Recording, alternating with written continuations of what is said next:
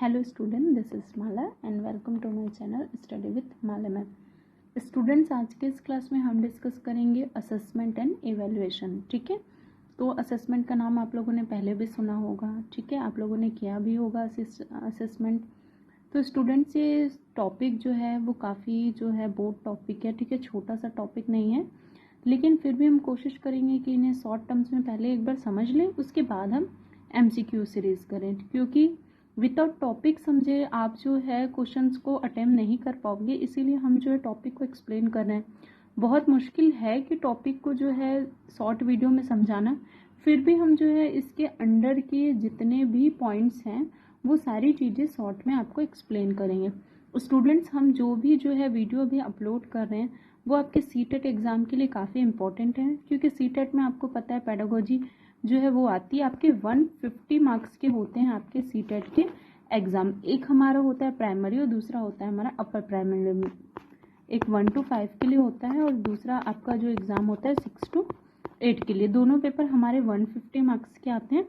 तो उसमें अगर हम पेडागोजी देखें कि पेडागोजी कितने मार्क्स का होता है, तो ओवरऑल अगर आप पेडागोजी अपने स्ट्रॉन्ग कर लिए तो आपका 90 मार्क्स फिक्स हो जाता है। कैसे? क्योंकि हर सेशन यहाँ पे जो है 150 मार्क्स में 5 सेशन होते हैं हमारे। ठीक है, अभी हम पेपर फर्स्ट की बात कर रहे हैं। ठीक है, अगर हम पेपर फर्स्ट की बात करते हैं तो इसमें 5 सेशन है। ठीक है, अब इसमें आपका जो फर्स्ट होता है वो CDP, ठीक है, चाइल्ड डेवलपमेंट पेडागोजी, जो पूरा 30 मार्क्स का होता है। उसके बाद जो है आपके जो है EVS होते हैं। EVS में 15 जो है आपका जो है सब्जेक्टिव और 15 आपके पेडागोजी। तो इधर से हम पेडागोजी को प्लस करते जाएंगे। उसके बाद आपका मैथ्स में 15 जो होता है वो सब्जेक्टिव और 15 आपका पेडागोजी। उसके बाद आपका जो लैंग्वेज, आपका फर्स्ट अगर लैंग्वेज इंग्लिश है तो इंग्लिश 15 मार्क्स का और 15 मार्क्स के इंग्लिश के पेडागोजी। उसी तरीके से हिंदी है सेकंड लैंग्वेज, तो हिंदी 15 का और 15 के उसके पेडागोजी। ठीक है, तो ये जो सब्जेक्टिव पेडागोजी इनको भी हम कवर करेंगे अपने लेक्चर में। तो इस तरीके से अगर हम टोटल मार्क्स देखते हैं, ठीक है, तो 13 + 30 + 30, तो हमारा ये 90 मार्क्स का तो आपका पेडागोजी सेशन कवर होता है। तो अगर आपका सब्जेक्टिव ज़्यादा बेटर नहीं है, ठीक है, फिर भी आप उसमें से 30 मार्क्स तो स्कोर कर ही सकते हो ओवरऑल ऑल सब्जेक्ट में। और आप 90 मार्क्स अगर पेडागोजी में स्कोर कर लेते हो तो 120 मार्क्स जो है आप सीटेट में स्कोर कर सकते हो। और बिल्कुल ये पॉसिबल है अगर आप सारे पेडागोजी पोर्शन को अच्छे से स्ट्रॉन्ग कर लिए तो स्टूडेंट, अगर आप कंटिन्यू वीडियो वॉच कर रहे हैं तो मैं जो है आपके जो है एग्ज़ाम की सारी पेडागोजी जो है वो कवर करवा दूंगी। साथ ही प्रीवियस पेपर भी देख लेंगे ताकि आपको नॉलेज हो जाए कि आपसे पेपर कितना सॉल्व हो रहा है। तो स्टूडेंट, सबसे पहले जो है अब हम टॉपिक पे आ जाते हैं। असेसमेंट होता क्या है?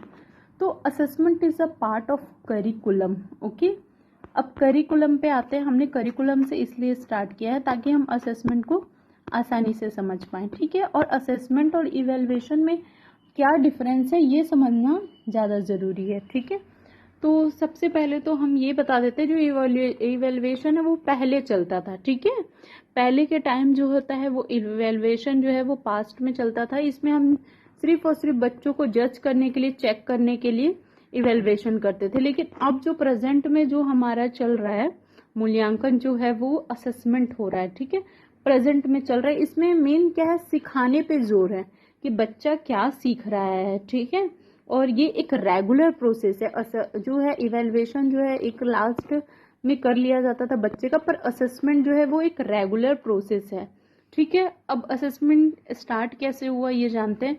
तो करिकुलम का नाम आपने सुना होगा। करिकुलम को हिंदी में हम कहते हैं पाठ्यचर्या। ठीक है, पाठ्यचर्या। ठीक है, और आपने एक सुना होगा सिलेबस। ठीक है, पाठ्यक्रम। ठीक है, इन दोनों में भी डिफरेंस है, ये भी हम जानेंगे। तो करिकुलम में क्या क्या चीज़ें आती हैं? तो करिकुलम में जब कोई बच्चा जो है स्कूल में जा रहा है, इन कर रहा है, ठीक है, उसकी ओवरऑल एक्टिविटी को हम करिकुलम के अंडर लेते हैं। ठीक है, चाहे वो प्रेयर कर रहा हो, चाहे वो लंच कर रहा है, चाहे वो डांस कर रहा है, सिंगिंग कर रहा है, ड्राइंग कर रहा है, क्लास अटेंड कर रहा है, ठीक है, लैब में वर्क कर रहा है, चाहे उसकी जो भी एक्टिविटी है, ठीक है, वो सब किसके अंदर आएगी? करिकुलम डिसाइड किया जाता है कि ये एक्टिविटी, ठीक है, वो मतलब स्कूल में इन करने, प्रेयर से लेकर उसकी छुट्टी होते तक का पूरा ओवरऑल जो एक्टिविटी होता है वो करिकुलम के अंडर आता है, ठीक है, पाठ्यचर्या। उसके बाद बारी आती है पाठ्यक्रम की, ठीक है। सिलेबस क्या होता है, तो सिलेबस आपको पता है, ठीक है, किसी भी क्लास के, है ना, सब्जेक्ट के हिसाब से उसको क्या पढ़ाना है, क्या उसके मतलब उसके जो है क्या कंटेन है सब्जेक्ट के, उसे हम क्या कहेंगे, सिलेबस कहेंगे, ठीक है। तो इस तरीके से दोनों में डिफरेंट। तो असेसमेंट जो है वो करिकुलम का पार्ट है, ठीक है, करिकुलम के अंडर आता है कि बच्चों ने कितना सीखा, ठीक है, उसे हम क्या कहेंगे, असेसमेंट, ठीक है। कितना सीखा और उसे इम्प्रूव करने के लिए हम क्या कर सकते हैं, तो ये जो है करिकुलम के ही अंडर आएगा, ठीक है। अब असेसमेंट हम कैसे कर सकते हैं, तो इसके लिए बहुत सारे मेथड हैं, ठीक है।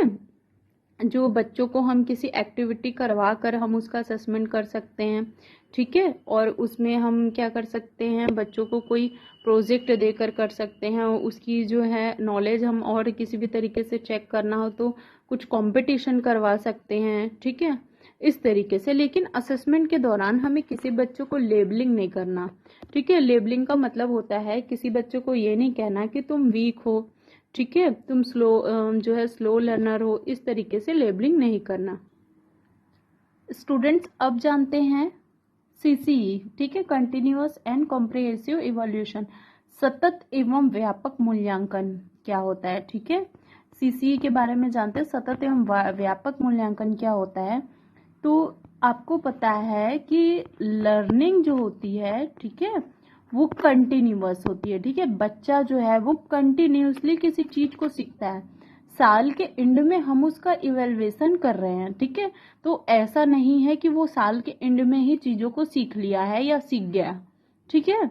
तो वो पूरे साल भर की जो हमने एक्टिविटी करवाई है, जो भी हमने करिकुलम को फॉलो किया है साल भर, तो वो जो है उसी से तो सीखता है। तो लर्निंग क्या है, कंटिन्यूअस है। और जब लर्निंग कंटिन्यूअस है तो उसका इवेल्युएशन भी कैसा होना चाहिए, कंटिन्यूअस। अब कंटिन्यूअस एंड कॉम्प्रिहेंसिव एवोल्यूशन क्यों ज़रूरी है, क्योंकि बच्चा जो सीखता है वो ओवरऑल जो है सारी चीज़ें जो है उसकी जो डेवलपमेंट होती है वो किसी एक डायरेक्शन में नहीं होती, ठीक है।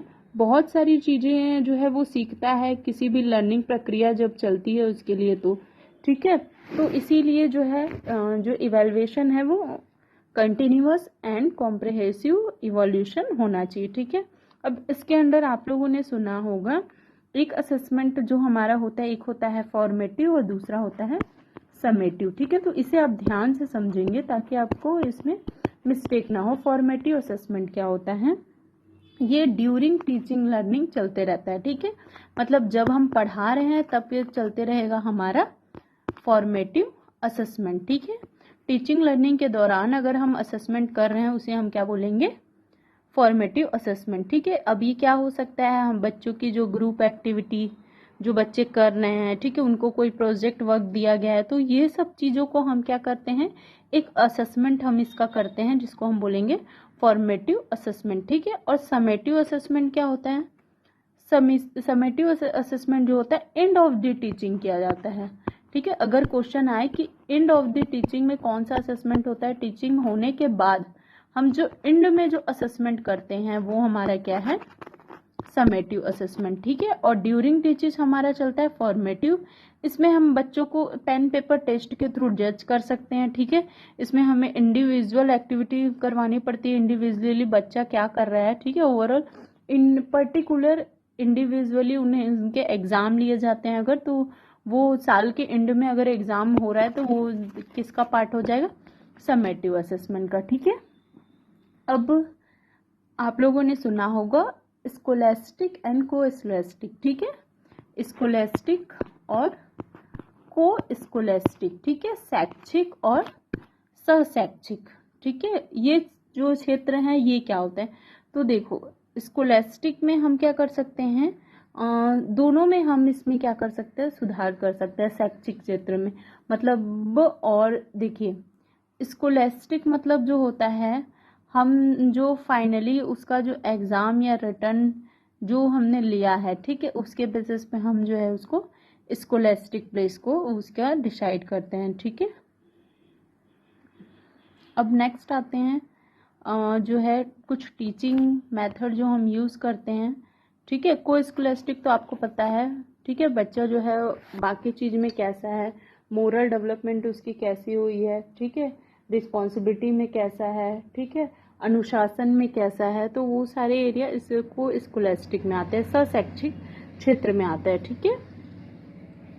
उसके बाद कुछ जो है टीचिंग मेथड अपनाकर हम जो है इसमें सुधार कर सकते हैं, जैसे कि आप लोगों ने सुना होगा डायग्नोस्टिक टीचिंग के बारे में या डायग्नोस्टिक असेसमेंट के निदानात्मक परीक्षण के बारे में आप लोगों ने सुना होगा, ठीक है। इसमें क्या होता है, हमें पता लगाया जाता है कि बच्चे किस स्तर पर सीख रहे हैं और उन्हें कहाँ परेशानी हो रही है, ठीक है। तो उसे हम क्या बोलेंगे, डायग्नोस्टिक असेसमेंट या डायग्नोस्टिक परीक्षण, निदानात्मक परीक्षण। उसके बाद हम देखते हैं रिमेडियल टीचिंग। रिमेडियल टीचिंग का नाम आप लोगों ने सुना होगा, ठीक है। जैसे कि हमने जो है क्लास ली, ठीक है। अब क्लास में जो है 20% बच्चे ऐसे हैं जो हमारी टॉपिक को नहीं समझ पा रहे हैं, तो हम क्या करेंगे, सारे बच्चों को उस टॉपिक को रिपीट करने के बजाय उनका हम अलग से टीचिंग जो है कर सकते हैं, ठीक है। हम अपने टीचिंग प्रोसेस को और ज़्यादा इजी करके थ्रू एक्सपेरिमेंट या किसी भी तरीके से हम उस टॉपिक को समझाएंगे, तो उसको हम बोलते हैं रिमेडियल टीचिंग या उपचारात्मक शिक्षण, ठीक है। उपचार कर रहे हैं इसलिए उपचारात्मक जो है शिक्षण, तो इस तरीके से होता है। अब हम बात करते हैं कि आपको कुछ वर्ड सुनने को मिलेगा, पैराडिग्म्स ऑफ असेसमेंट। जो हमारा फर्स्ट है, assessment of learning, assessment for learning, assessment as learning and assessment in learning, ठीक है। मतलब अधिगम असेसमेंट ऑफ लर्निंग, ठीक है, मतलब सीखने, अधिगम का आकलन, अधिगम का आकलन। फिर है हमारा असेसमेंट फॉर लर्निंग, ठीक है। थर्ड है हमारा असेसमेंट एज लर्निंग, और फोर्थ है हमारा असेसमेंट इन लर्निंग। मतलब फर्स्ट है हमारा अधिगम का आकलन, अधिगम के लिए आकलन, ठीक है, अधिगम के समान आकलन और अधिगम में आकलन, ठीक है। इन सब में क्या डिफरेंस है, तो जब हम किसी भी अधिगम का आकलन करते हैं मतलब वो क्या होगा, समेटिव हो गया, ठीक है, समेटिव, ठीक है। समेटिव मतलब अगर टीचिंग के एंड में, तो अगर पूछा जाए कि असेसमेंट ऑफ लर्निंग कब होता है, ड्यूरिंग टीचिंग नहीं होगा, टीचिंग के एंड में होगा, ठीक है। एंड ऑफ द टीचिंग क्या होता है, असेसमेंट ऑफ लर्निंग होता है, जिसको हम कहेंगे समेटिव असेसमेंट। इसमें जो है टीचर और स्टूडेंट दोनों के रोल इक्वल होते हैं, ठीक है। अब हम बात करते हैं असेसमेंट फॉर लर्निंग की, अधिगम के लिए आकलन। तो अधिगम के लिए आकलन मतलब फॉर्मेटिव असेसमेंट, ठीक है। फॉर्मेटिव असेसमेंट मतलब बच्चे ने कितना सीखा, जैसे कि हमने क्लास में किसी टॉपिक को एक्सप्लेन किया, ठीक है, उसके बाद हमने तुरंत उससे रिलेटेड क्वेश्चन किए, ठीक है, और फिर जो है हमने बच्चों से आंसर लिया, तब हम किस लिए कर रहे हैं, तो वो हम कर रहे हैं फॉर्मेटिव असेसमेंट के लिए, अधिगम के लिए आकलन कर रहे हैं कि बच्चों ने कितना सीख पाया है, ठीक है।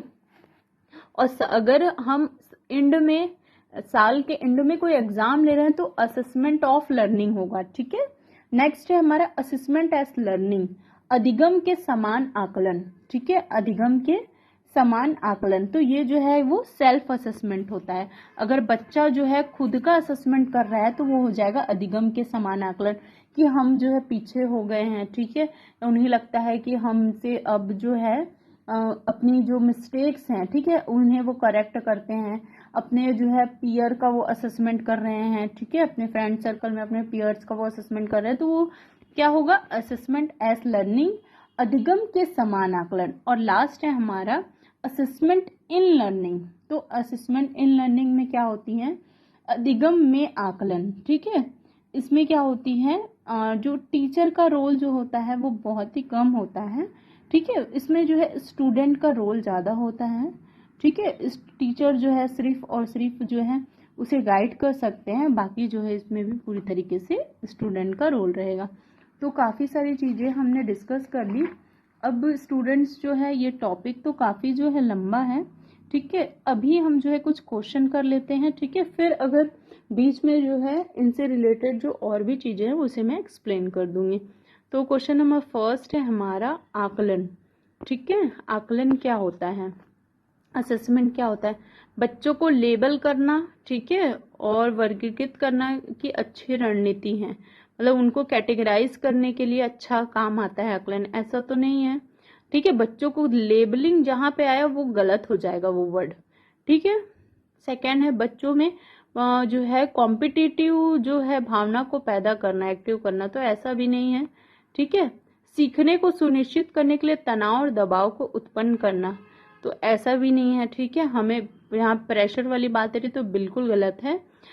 जो असेसमेंट होता है it is a way to improve learning. Okay, सिर्फ लर्निंग को इम्प्रूव करने के लिए हम असेसमेंट करते हैं। ठीक है, नेक्स्ट है हमारा आकलन शिक्षण अधिगम प्रक्रिया का अभिन्न अंग है, क्योंकि जो है आकलन जो होता है अध्यापक बच्चों के अधिगम को समझता है और उसके प्रति शिक्षण की परिपुष्टि भी करता है। ठीक है, assessment help the teacher to understand children learning and serves as a feedback for the own teaching. Okay, next है हमारा निम्न में से कौन सा आकलन करने का सर्वाधिक उपयुक्त तरीका है, तो सर्वाधिक उपयुक्त तरीका यही है कि असेसमेंट जो होती है आकलन शिक्षण अंतर्निहित प्रक्रिया है। ठीक है, इनबिल्ट होती है, खुद से इनबिल्ट होती है, बाकी ऑप्शन आप रीड कर लेंगे वो रॉन्ग है।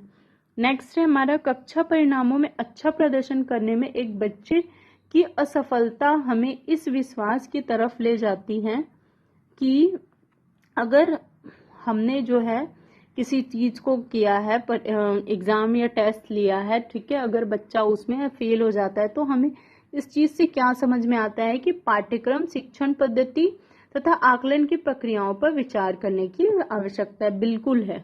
ठीक है, नेक्स्ट क्वेश्चन है शिक्षा के क्षेत्र में पाठ्य चर्चा शब्दावली किस ओर संकेत करती है, तो विद्यालय के संपूर्ण कार्यक्रम जिसमें विद्यार्थी प्रतिदिन अनुभव करे। ठीक है, second is the right option. तो आज के इस वीडियो में इतना ही करते हैं। ठीक है, आगे के क्वेश्चन हम नेक्स्ट वीडियो में करेंगे। Okay student, have a nice day, thank you.